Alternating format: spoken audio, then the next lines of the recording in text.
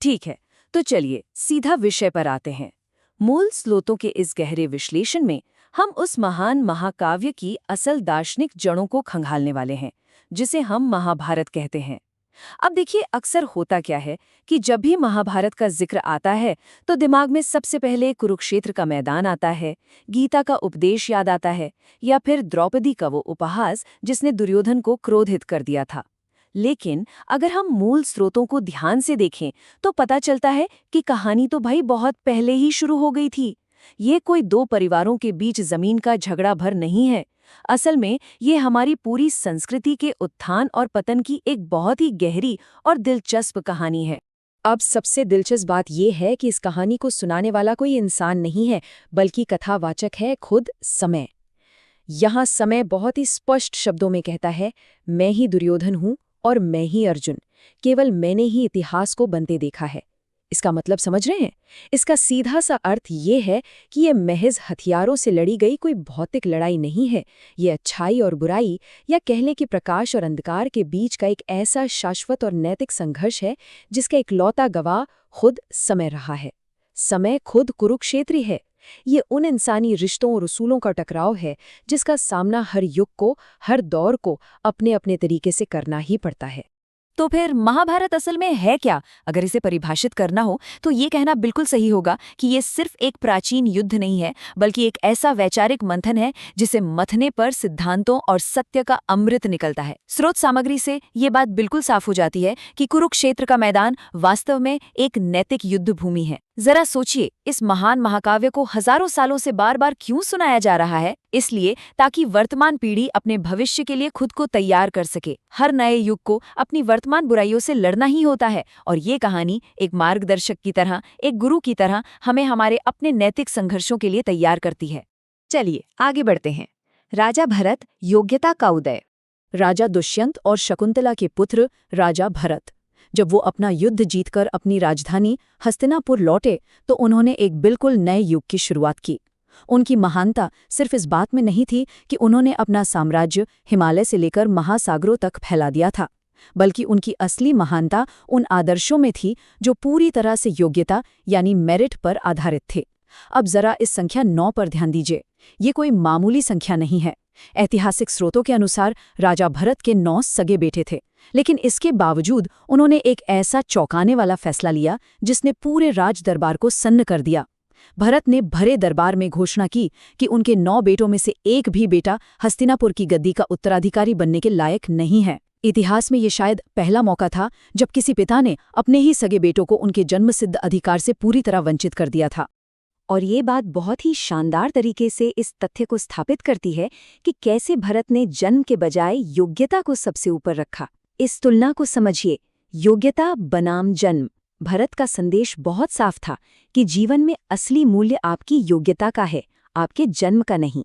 इसीलिए उन्होंने राजशाही खून वाले अपने खुद के बेटों को दरकिनार किया और भारद्वाज के पुत्र अभिमन्यु नाम के एक आम नागरिक को अपना उत्तराधिकारी घोषित कर दिया। सच कहूं तो राजशाही के बीच एक तरह से लोकतांत्रिक शासन की नींव रखने का ये उनका एक बेहद क्रांतिकारी कदम था। इस इतने बड़े और साहसिक फैसले के पीछे आखिर सोच क्या थी? वो इस एक वाक्य में साफ झलकती है, कोई भी राजा अपने देश या अपनी प्रजा से बड़ा नहीं होता। जाहिर है, जब भरत की माँ रानी शकुंतला ने यह फैसला सुना तो एक माँ होने के नाते वो बहुत आहत हुई। उन्होंने इस पर सवाल भी उठाया, लेकिन भरत का जवाब बिल्कुल स्पष्ट और टू द पॉइंट था। उन्होंने कहा कि एक राजा के रूप में उनका सबसे पहला फर्ज न्याय करना और अपनी प्रजा की रक्षा करना है। उनका मानना था कि अयोग्य बेटों के हाथों में सत्ता सौंपना राज्य और प्रजा दोनों के साथ एक बहुत बड़ा धोखा होगा। न्याय और प्रजा की भलाई के लिए एक पिता ने अपने मोह की बहुत बड़ी बलि दी थी। आइए अब कहानी में थोड़ा आगे चलते हैं। राजा शांतनु, इच्छाओं के वशीभूत, पतन। समय का पहिया घूमता है और परिस्थितियां हमेशा एक जैसी नहीं रहती। कहानी को कुछ पीढ़ियां आगे ले चलें तो हम राजा शांतनु के दौर में पहुंचते हैं, और ये दौर राजा भरत के आदर्शों के बिल्कुल उलट था। जहां भरत का युग योग्यता और न्याय का प्रतीक था, वहीं शांतनु का युग अपनी व्यक्तिगत इच्छाओं और वासना के आगे घुटने टेकने का प्रतीक बन गया। ये पंक्तियां अपने आप में बहुत कुछ कह देती हैं। लोकतंत्र की वह कली तब मुरझा गई जब योग्यता से अधिक जन्म को महत्व दिया गया।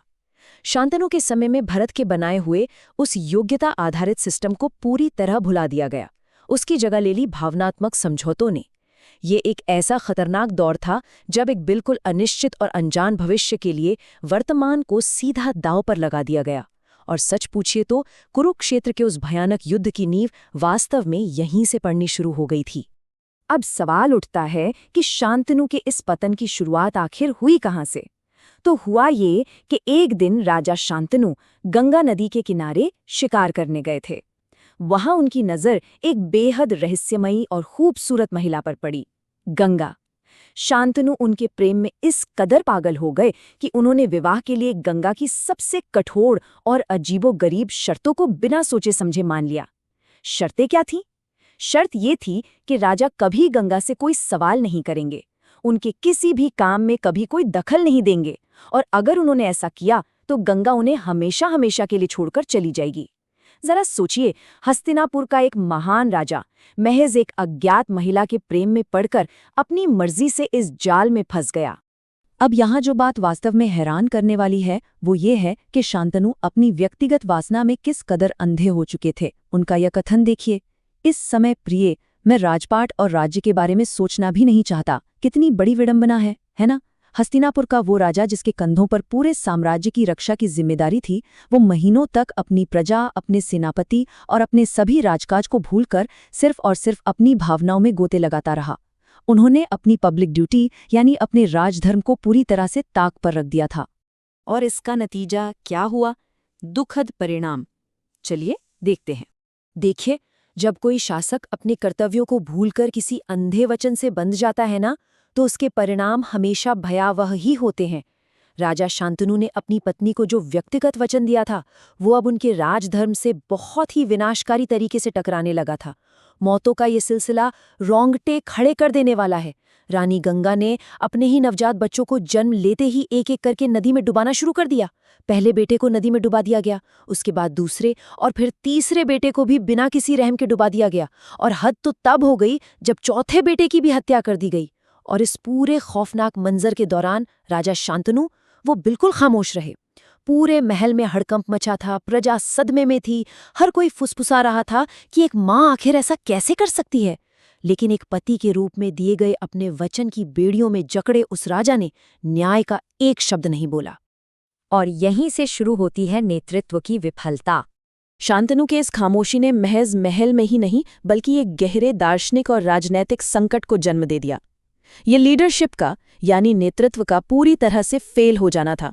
जब कोई भी सर्वोच्च नेता अपनी किसी व्यक्तिगत कसम या कमजोरी की वजह से लकवाग्रस्त हो जाए, पैरालाइज्ड हो जाए, तो समझ लीजिए पूरे राज्य का भविष्य अधर में लटक गया है। राज्य के प्रधानमंत्री ने साफ शब्दों में राजा को याद दिलाया कि महाराज, ये महज मौतें नहीं हैं, ये निर्मम हत्याएं हैं, और न्याय के राजा ने अभी तक हत्यारे को कोई दंड नहीं दिया है। इस पूरी विडंबना का क्रक्स, इसका सार बस इतना सा है, एक राजा हमेशा राजा होता है, उसे एक आम आदमी बनने का कोई अधिकार नहीं होता। जब राजपुरोहित ने शांतनु से उनकी इस चुप्पी का कारण पूछा, तो शांतनु ने बड़ी लाचारी से कहा कि एक आम आदमी और एक पति के रूप में वो अपने वचन से बंधे हैं। लेकिन ईमानदारी से कहूं तो ये तर्क बिल्कुल खोखला था। शांतनु एक आम इंसान होने का ढोंग नहीं कर सकते थे। क्यों? क्योंकि वो हस्तिनापुर के राजा थे और उनका सबसे पहला धर्म अपनी प्रजा और अपने उत्तराधिकारियों की रक्षा करना था। तो यहाँ सबसे अहम बात यह है कि राजपुरोहित ने राजा शांतनु को कितनी खरी खोटी सुनाई।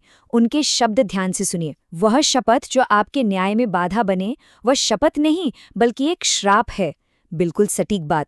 जो राजा अपने ही बच्चों की रक्षा नहीं कर सकता, वो भला अपने देश और अपनी प्रजा की रक्षा कैसे करेगा? एक ऐसा वचन जो आपको अंधा कर दे और हत्याओं का तमाशा देखने पर मजबूर कर दे, वो नेतृत्व की सबसे बड़ी और शर्मनाक हार है। ये साफ तौर पर हमें बताता है कि बिना सोचे समझे, सिर्फ भावनाओं में बहकर दिया गया कोई भी वचन अंततः विनाश का ही रास्ता खोलता है। इस पूरे विश्लेषण के अंत में ये एक ऐसा सवाल है जो हम सबको सोचने पर मजबूर कर देता है। क्या किसी भी नेता को एक आम आदमी की तरह व्यवहार करने की छूट या अधिकार होना चाहिए? वो भी तब जब पूरे राज्य का भविष्य दांव पर लगा हो। राजा भरत और राजा शांतनु की ये दो बिल्कुल विपरीत कहानियां हमें बहुत साफ तौर पर समझाती हैं कि एक शासक की व्यक्तिगत इच्छाओं और उसके सार्वजनिक कर्तव्यों के बीच की लकीर कितनी अहम होती है। सच कहूं तो ये सिर्फ हस्तिनापुर के सिंहासन की कहानी नहीं है, ये लीडरशिप का, राजधर्म का एक ऐसा शाश्वत सबक है जो आज भी उतना ही प्रासंगिक है। और असल में सिद्धांतों और कर्तव्यों के इसी गहरे वैचारिक मंथन ने ही उस महान महाकाव्य की नींव रखी थी जिसे आज पूरी दुनिया महाभारत के नाम से जानती है।